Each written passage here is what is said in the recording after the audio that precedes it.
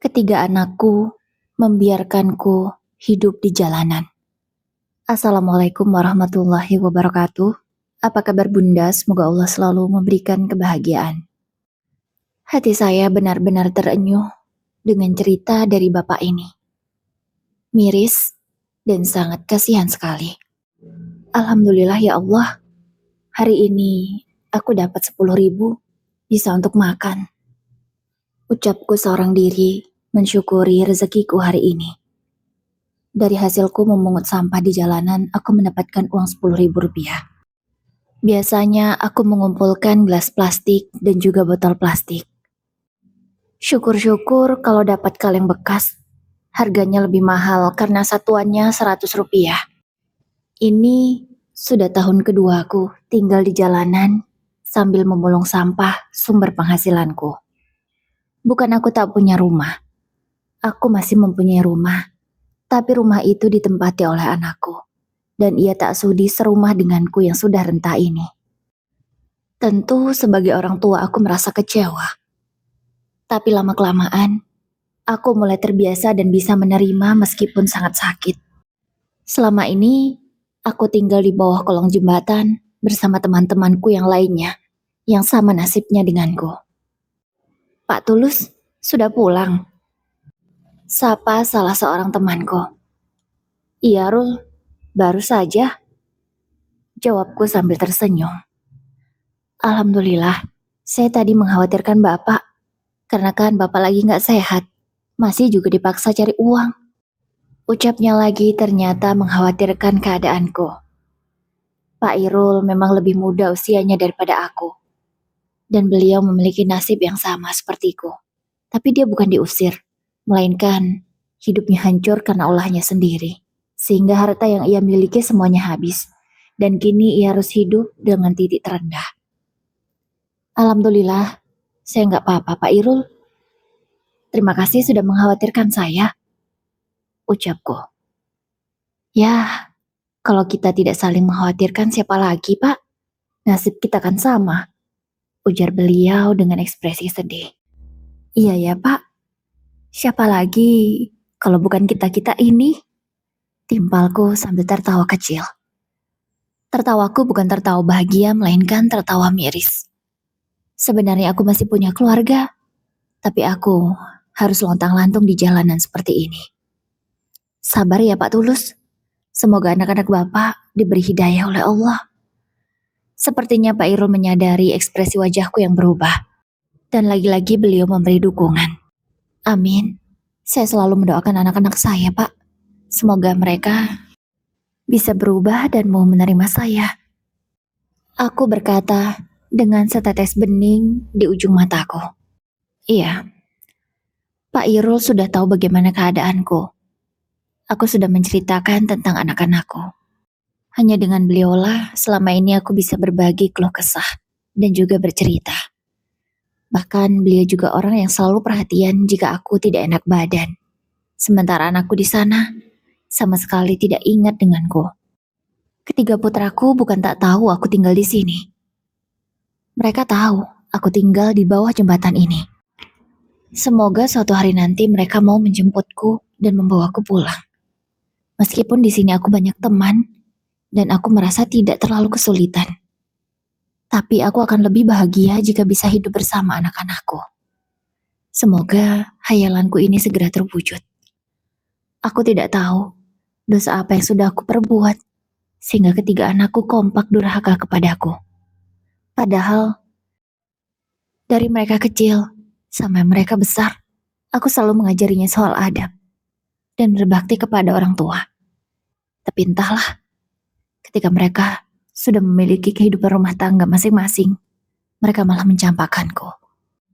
Tiba-tiba, sesak di dadaku terasa kambuh. Pak Irul, tolong saya Pak Irul. Aku meminta tolong kepada Pak Irul yang masih ada di sebelahku. Kenapa Pak Tulus? Sesak dada lagi? Tanyanya. Iya Pak Irul, tolong. Pak Irul sudah paham apa yang harus beliau lakukan ketika aku mengalami sesak nafas seperti ini. Beliau segera mengambilkan obatku yang memang selalu tersedia di tempatku tidur. Ini Pak, cepat diminum, katanya dengan panik. Dengan gemetaran aku meminum obatku. Alhamdulillah beberapa menit kemudian, sesak nafasku sedikit berkurang. Aku memang didiagnosa memiliki penyakit paru-paru, dan aku harus mengkonsumsi obat ketika aku kambuh. Dokter sempat menyarankan operasi, tapi aku punya uang dari mana? Penghasilanku saja tak lebih dari 10.000 setiap harinya. Hanya cukup untuk makan, bahkan kadang kurang. Aku sering menahan lapar karena tak punya uang lagi. Biasanya uang 10.000 ini aku gunakan untuk 2 kali makan, yaitu makan siang dan makan malam. Kami biasa membeli nasi bungkus yang harganya 5.000. Ya tentu, nasi itu porsinya sedikit, tapi alhamdulillah bisa mengganjal perutku yang lapar ini. Bapak, baringlah, istirahat, ucap Pak Irul. Iya Pak, terima kasih ya, ujarku sambil berbaring. Beberapa hari kemudian, tiba-tiba setelah aku selesai memulung dan mendapatkan upah 5.000 rupiah, aku kedatangan seseorang yang selama ini aku harapkan. Bayu? Ucapku kaget karena ternyata Bayu yang datang. Dia adalah putra sulungku. Iya Pak, aku kesini. Jawabnya dengan acuh tak acuh. Alhamdulillah nak, kamu datang. Kamu mau jemput Bapak ya? Ucapku merasa bahagia. Enggak Pak, Bayu kesini mau minta uang. Bayu lagi kehabisan uang nih Pak. Bapak ada uang gak? Katanya tanpa memperdulikan perasaanku sedikit pun. Kok kamu malah minta uang sama Bapak, Toyu? Kamu tahu sendiri penghasilan Bapak berapa. Bapak kerjanya apa, kan kamu bisa mengira-ngira. Masa kamu malah minta uang ke Bapak? Jawabku sedikit kesal. Aku gak peduli, Pak. Aku butuh uang. Mana, Pak? Sini, aku butuh. Katanya sambil mengatungkan tangan. Tapi beneran Bapak gak punya uang, nak? Ucapku lagi. Sudahlah, Pak. Aku cuma minta uang sedikit. Bapak malah gak mau kasih. Aku benar-benar gak ada uang ini. Istriku sudah ngomel-ngomel dari kemarin. Gara-gara gak ada beras di rumah. Saking laparnya dia sampai mencuri makanan milik keluarganya Bagas. Katanya lagi dengan ekspresi kesal. Loh, memangnya kamu gak kerja? Kenapa istrimu sampai kelaparan begitu? Bahkan sampai mencuri makanan orang lain? Tanyaku. Sudahlah Pak, gak usah ikut campur. Aku kesini minta uang. Mana uangnya? Katanya lagi. Tapi aku tak bisa memberikan uang itu. Karena memang uang yang aku miliki dari hasilku menabung berhari-hari untuk membeli obatku. Sebab obatku sudah habis. Gak ada nak, Bapak gak punya uang. Aku tetap bersikukuh tidak mau memberikannya uang. Tapi dengan kasar, Bayu langsung membongkar tempatku untuk tidur. Sehingga dia menemukan di mana aku menyimpan uang. Aku menabung uang di dalam botol plastik minuman. Tanpa memperdulikanku atau menyisakan sedikit uang itu, Bayu langsung membawanya kabur. Astagfirullah Bayu, bukannya kamu bisa merawat Bapak? Kamu sekarang malah menyusahkan Bapak. Dengan mengusir Bapak dari rumah saja sudah membuat Bapak susah. Ini kamu datang ke sini malah minta uang. Astagfirullahalazim. Aku hanya bisa beristighfar untuk menenangkan hati. Saat itu, hanya aku sendirian yang sudah pulang. Sehingga tidak ada satupun orang yang bisa menolongku. Tak lama kemudian Pak Irul datang. Pak, kenapa kok kelihatan sedih? Tanya beliau. Aku pun jujur dengan apa yang barusan terjadi. Astagfirullah, keterlaluan sekali anak Bapak. Bukannya memberi orang tua, ini malah minta dan maksa lagi. Ucapnya kesal. Sudahlah Pak, tidak apa-apa. Nanti saya bisa cari lagi. Ucapku pasrah.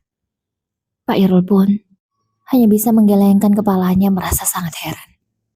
Setelah kejadian hari itu, aku harus berjuang lagi untuk mengumpulkan uang agar bisa membeli obatku yang sudah habis. Gimana Pak Tulus? Sudah terkumpul berapa uangnya?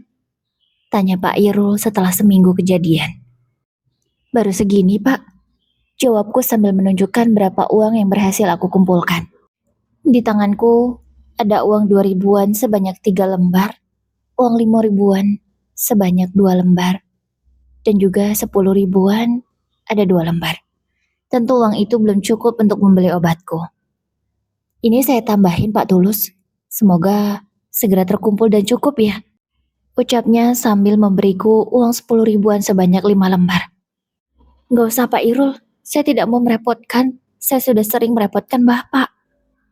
Ujarku merasa tak enak. Mohon diterima ya Pak Tulus, saya cuma bisa membantu sedikit. Katanya dan berusaha memaksaku agar menerima uang itu. Akhirnya, aku terima uang pemberian dari Pak Irul. Terima kasih ya Pak. Semoga kebaikan Bapak dibalas oleh Sang Maha Kuasa. Saya tidak bisa membalas apa-apa. Aku benar-benar terharu dengan tindakan Pak Irul. Beliau bukan siapa-siapaku, tapi sangat peduli. Sementara, anak-anakku tidak ada yang peduli denganku. Ketiga putraku bernama Bayu, Bagas, dan juga Bimo. Mereka bertiga sudah menikah dan tinggal di satu rumah yang sama, yaitu rumahku. Rumahku memang cukup besar. Ada 4 kamar di dalamnya, sehingga cukup untuk menampung mereka.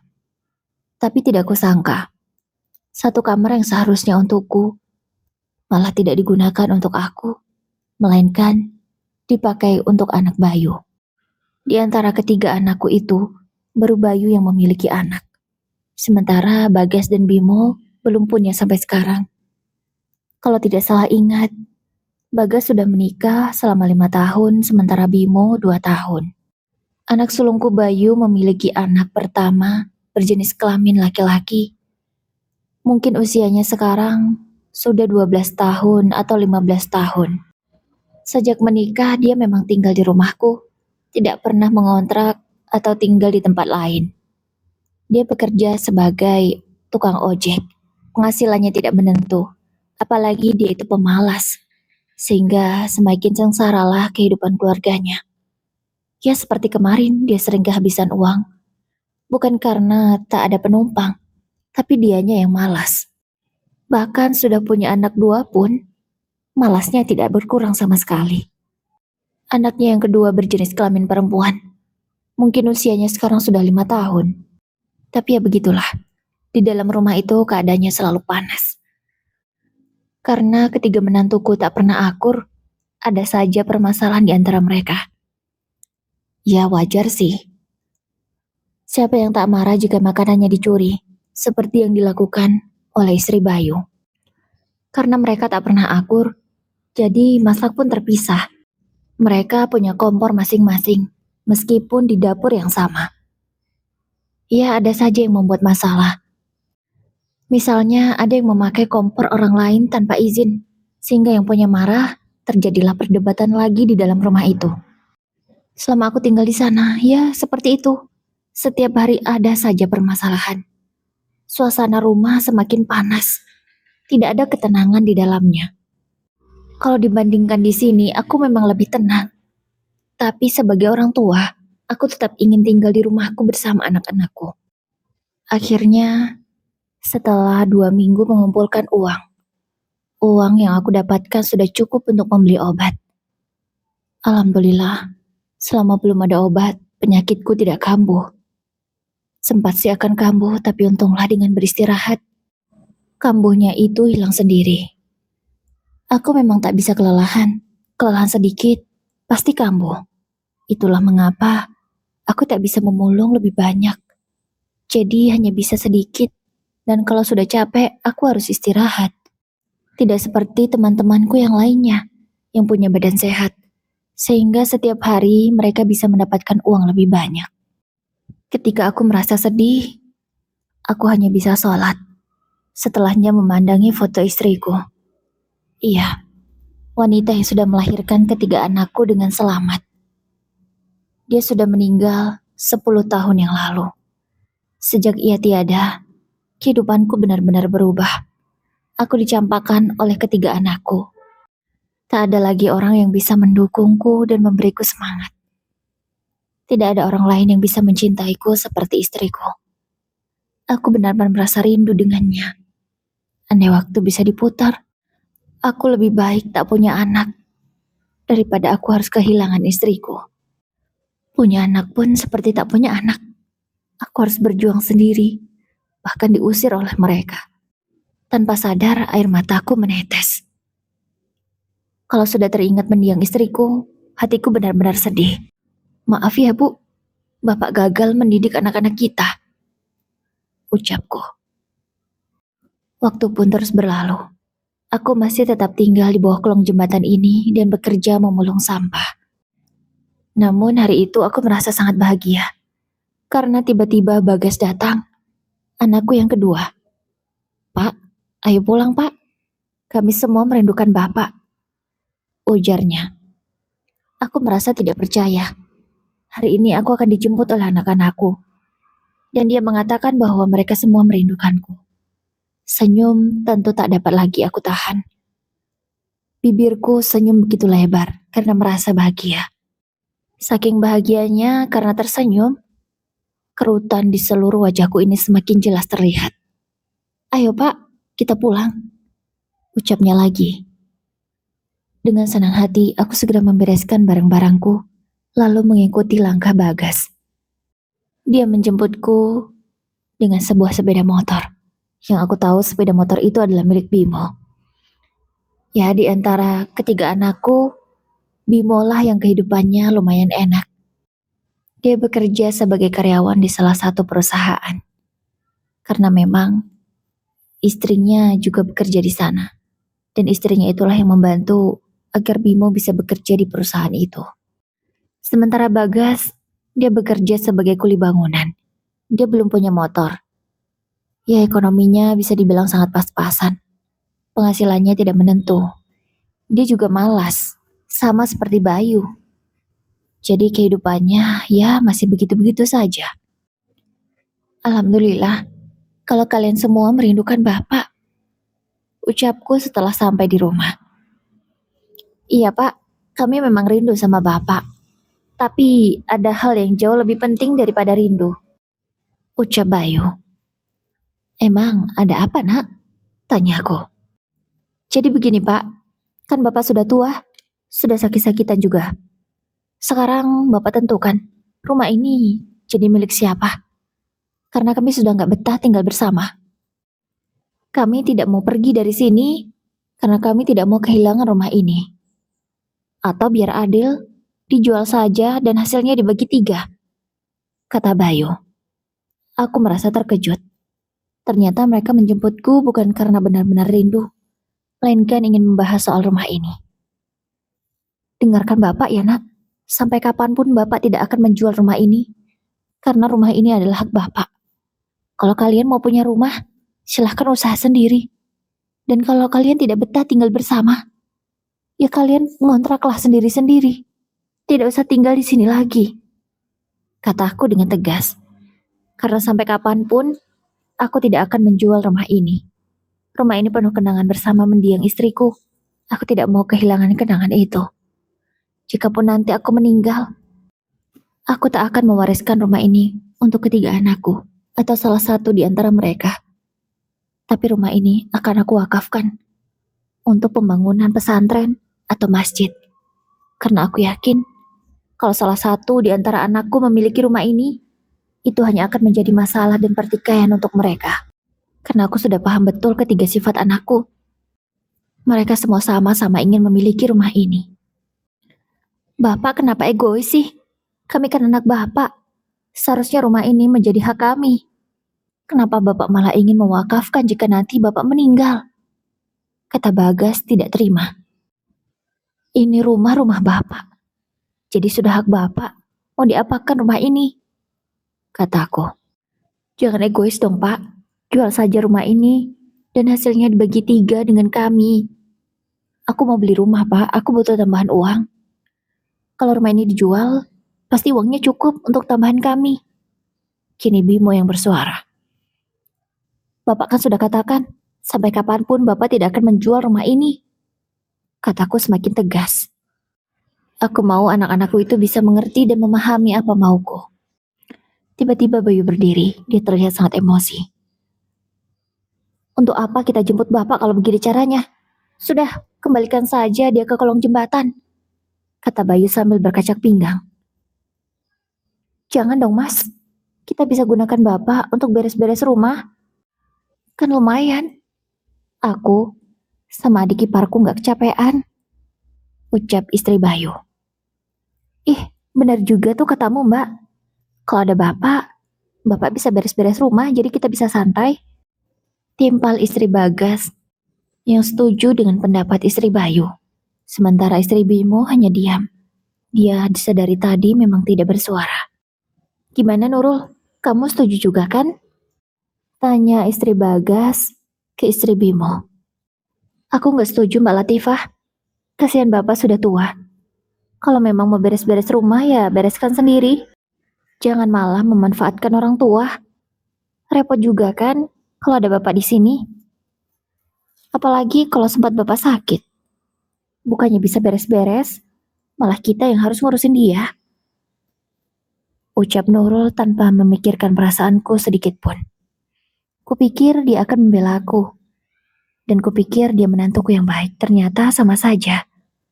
Memang mereka tidak mau mengurusku. Kalau nanti Bapak sakit, ya kita antar saja ke kolong jembatan itu. Istri Bayu memberi usul. Sari namanya. Ah, betul itu kata Mbak Sari. Kamu setuju nggak Nurul? Tanya Latifah lagi. Ya sudahlah terserah kalian. Aku mah nggak ambil pusing. Rumah mau dibereskan syukur, nggak ya sudah. Karena aku sibuk kerja. Dengan cuek, ia segera berjalan masuk ke dalam kamarnya. Gimana Pak? Daripada Bapak tinggal di kolong jembatan kan, lebih baik tinggal di rumah. Ya meskipun nanti Bapak tidur di dapur ya, karena kamarnya kan sudah nggak ada yang kosong. Tanya Bagas kepadaku. Aku hanya diam, dan bingung harus menjawab apa. Aku memang ingin tinggal bersama anak-anakku. Tapi tidak menjadi tukang bersih-bersih rumah begini. Sudahlah Pak, tidak usah banyak mikir. Kalau memang Bapak mau tinggal di sini, ya Bapak harus mau bereskan rumah ini. Sambung Bimo. Akhirnya aku setuju dengan permintaan mereka. Walau berat, tapi aku bersyukur bisa tinggal lagi di rumah ini. Bisa bersama dengan anak, menantu dan juga cucuku. Keesokannya, Pak, cuciin semua baju-baju kami ya. Ucap Latifah sambil melemparkan setumpuk pakaian kotor di atas tempat tidurku. Tempat tidur yang hanya beralaskan tikar ini. Dan tempatnya ada di dapur pula.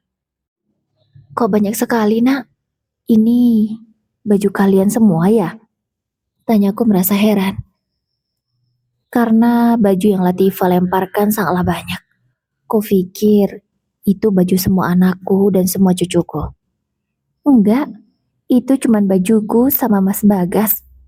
Cuci ya Pak, aku nggak mau tahu. Pokoknya harus dicuci sampai bersih dan wangi. Itu, sabunnya ada di sana.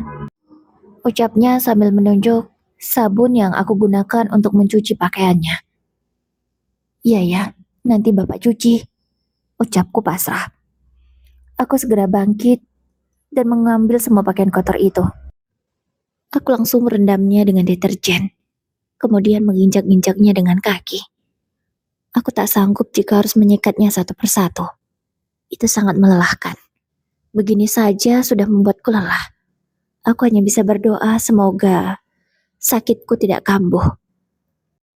Selesai ku bilas, langsung kujemur semua pakaian itu. Aku tidak tahu bersih atau tidak, yang penting sudah aku cuci dan bau wangi. Selesai mencuci pakaian Latifah dan Bagas, datang lagi. Sari membawa pakaian kotornya. Ini Pak, pakaianku dan anak-anakku juga pakaian Mas Bayu. Tolong dicuci ya Pak, sampai bersih pokoknya aku nggak mau tahu. Katanya dengan tegas sambil berkacak pinggang. Tapi Bapak lelah nak, Bapak baru saja mencuci pakaian Latifah. Bapak capek sekali. Ucapku menolak dengan halus. Aku gak mau tahu ya Pak. Kan kita sudah sepakat.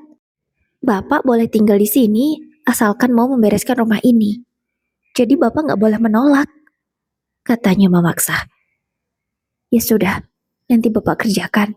Tapi nanti ya Bapak istirahat dulu. Dada Bapak sakit. Ucapku sambil memegangi dadaku. Ya sudah terserah. Yang penting nanti aku tahu pakaian itu sudah bersih ya. Katanya lagi. Kemudian segera pergi dari hadapanku. Ya Allah. Apakah mereka benar-benar setega ini? Ataukah aku hanya mimpi? ucapku sambil berbaring di atas tempat tidurku yang beralaskan tikar. Aku berucap sambil menangis. Tidak aku sangka nasibku akan begitu malang. Lebih baik aku di kolong jembatan saja kalau caranya begini. Di sana memang sulit. Aku harus tidur di bawah kolong jembatan yang kalau malam dingin sekali. Tapi di sini apa bedanya? Aku tidur di dapur beralaskan tikar lusuh. Dinginnya ubin juga sampai menusuk tulangku. Tapi di sana, aku tidak akan selelah ini. Aku bisa beristirahat jika merasa lelah. Sementara di sini, aku harus mengerjakan segudang pekerjaan yang berat, yang akan membuat penyakitku semakin mudah kambuh. Ya Allah, apa aku pergi saja dari sini ya? Aku benar-benar tidak sanggup jika terus-terusan begini. Kupikir aku hanya akan membersihkan rumah, menyapu dan mengepel. Tapi ternyata aku harus mencuci pakaian mereka yang begitu banyak. Aku tak sanggup. Tak terasa, siang pun tiba. Setelah aku dengarkan, situasi rumah tampak sepi. Sepertinya mereka semua sedang pergi. Ini kesempatanku untuk keluar dari rumah ini. Aku membereskan barang-barangku yang memang tidak seberapa. Aku segera berjalan ke pinggir jalan raya, menyetop sebuah angkot, lalu menuju jembatan di mana tempatku tinggal. Loh, Pak Tulus, kok kesini lagi?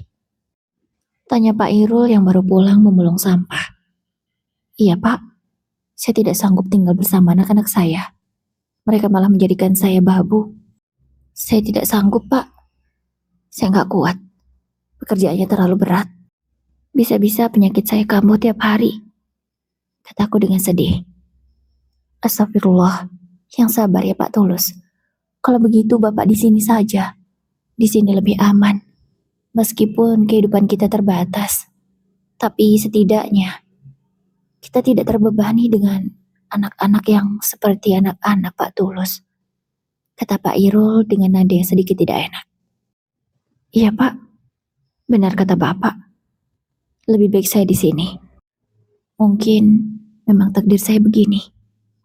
Ucapku merasa pasrah. Tapi Pak Tulus, sebenarnya Bapak bisa loh mengusir anak-anak Bapak karena itu kan rumah Bapak. Ucapan Pak Irul sama sekali tak pernah aku pikirkan dari dulu.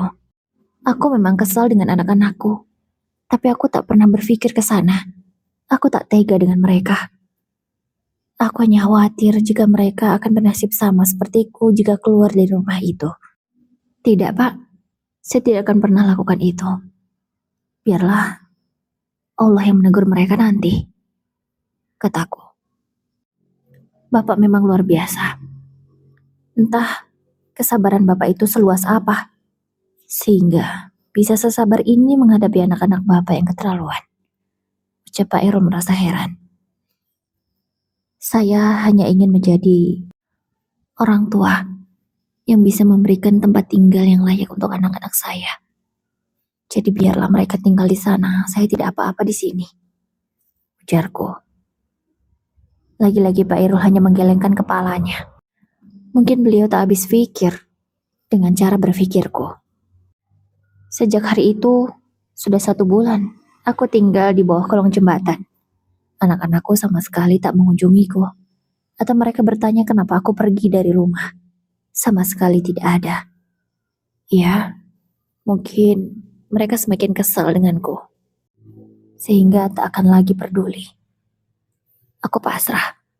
Jika memang mereka tak mau lagi mengurusku atau mengingatku lagi.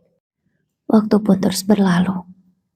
Tidak terasa, ini sudah ke-3 tahun aku tinggal di kolong jembatan. Hari ini adalah hari raya Idul Fitri. Yang seharusnya momen seperti ini berkumpul bersama keluarga. Tapi aku di sini hanya bisa bersama teman-temanku. Namun tidak apa, ini jauh lebih membahagiakan. Meskipun di sini kami hanya makan dengan lontong sayur, tapi itu sudah sangat membahagiakan. Kehangatan terasa di antara kami. Hal ini belum tentu aku dapatkan dari anak-anakku. Mereka berkunjung ke sini saja tidak.